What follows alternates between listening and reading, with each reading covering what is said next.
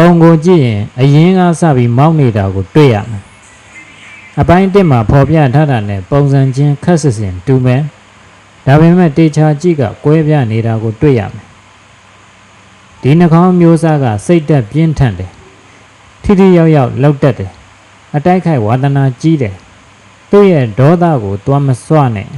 စွမိပါကသေဖို့တာပြင်ထားပဲလို့ဆိုရမယ်ဘာမှမဟုတ်တဲ့ကိစ္စလေးနဲ့လဲရံပွဲကြီးကြီးတွေဖြစ်သွားတတ်တယ်ဤနှာခေါင်းမျိုးတွေကိုတိုက်ခိုက်ရေးသမား UFC fighter တွေ MMA